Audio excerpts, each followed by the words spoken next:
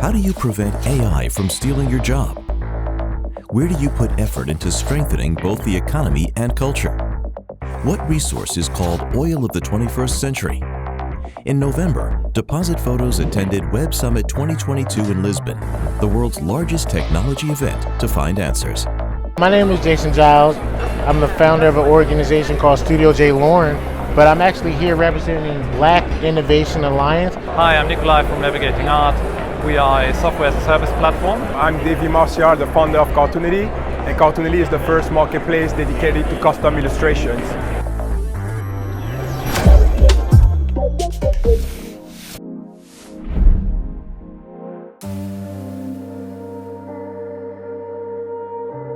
$70,000 plus attendees, 2,000 plus exhibiting startups, 3 days, and only one concept to describe it all: a creative economy. The Web Summit itself, an event in Dublin that was developed into one of the most anticipated tech gatherings, is a bright example of how the creative economy works. Have an idea that could resolve an old problem in a new way? Test it. Improve and scale it. Gain profit, like every Web Summit 2022 startup owner does. BIA is a collective of organizations dedicated to closing the racial wealth gap by doing 4 very important things. 1, advocacy building. 2, capacity. 3, research. And 4, narrative change. All of this is designed to give people the ability to be owners of what they do. To be an owner, it's key to innovate, right? So we work with innovators.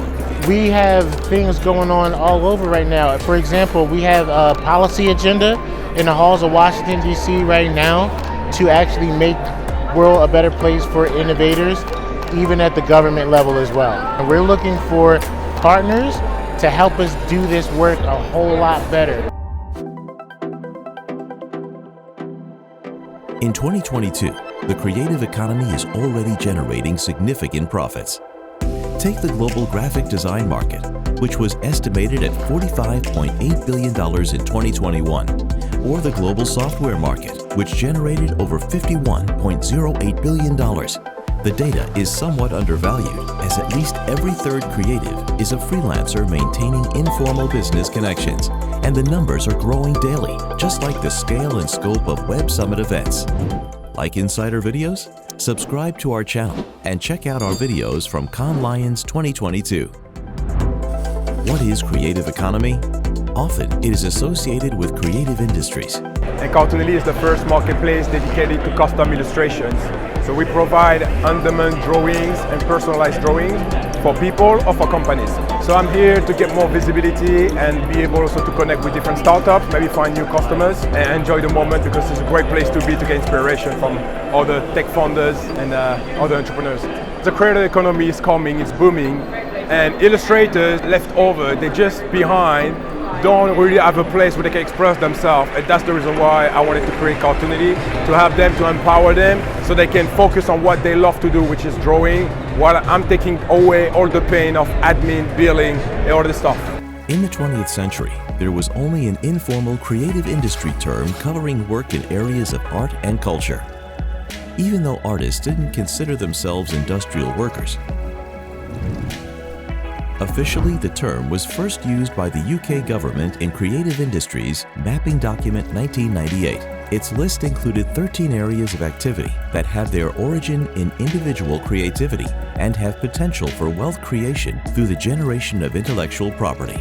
Architecture, design, music, and software were obviously included. The term creative industries made its way to the Cambridge Dictionary, but soon the limitations of the concept became apparent. For example, where to put people generating intellectual value outside the creative industries. Take HoReCa, science, or sports. Their number is much greater than that of official creative industry workers. In turn, creative industries involve those who do not personally create intellectual property. Should we consider assistants as creatives too? On top of that, the line between creative and non-creative activities is quite blurred. The system doesn't include business innovators like Steve Jobs, or 17 software developers including Kent Beck, Ward Cunningham, and Dave Thomas. who developed and popularized the Agile approach, and many other visionaries. Hi, I'm Nikolai from Navigating Art. We are a software as a service platform. We are developing a platform for the management of art collections, including archival projects, collection management projects, publication projects. Pretty much we help everyone who has an art collection to manage all of their objects, including all relevant data surrounding the objects, starting with the tombstone, provenance information, exhibition information, publication information. But also on top of that, manage all of the operational processes that are included with owning art objects. So we are at Web Summit for the first time. So we were hoping to do a lot of networking here, get in touch with other startups that are doing things close to our own business, but then also meet people that are interested in art in general. So we had art collectors visiting our booth, we had researchers visiting our booth. So although you wouldn't maybe expect as many art professionals to be here, we had quite a few visit our booth, which was nice, and just generally connecting with the digital environment here. In 2001, a broader term was coined by John Hawkins in his book, The Creative Economy: How People Make Money from Ideas. Hawkins described the creative economy as the transaction of creative products that have an economic good or service that results from creativity and has economic value. The concept opposed the manufacturing economy of the 20th century, where land, labor, and capital were critical. Over the past decades, the global economy has been changing rapidly, marking the beginning of the post-industrial era. In the USA, Japan, and Canada, the service sector generates more income than the manufacturing sector of the economy. And by the end of 2025, the global gross domestic product by creative industries will exceed 10%. Even manufacturing giants like China took to changing their Made in China approach to Designed in China in 2006. The creative economy is also young. The modern creative profession cluster involves more people under the age of 29 than any other. Need more reasons to train creativity? Think of the almost 100% immunity creatives have when it comes to being substituted by AI. Inclusiveness, positive cultural impact, sustainability. All of these creative economy opportunities appeared in the Creative Economy Outlook report by the UN in 2018. We've grown a lot of followers. We set up a lot of meetings. We haven't really had time to look at all of the metrics, but there's people walking around all over with our swag, and they're great people. This is a really great vibe of people. We're proud to have them wear what we do and to support our message. So it's the last day of Web Summit, but it's the first day we are having this booth. So it's only 12 o'clock, but it's been perfect for us so far. We had plenty of people visiting, and we are looking forward to the second part of the day. Well, I would say just go for it. Don't ask yourself too many questions. Life is short, and better fate trying to do something that you like than not even tempting to try it at all.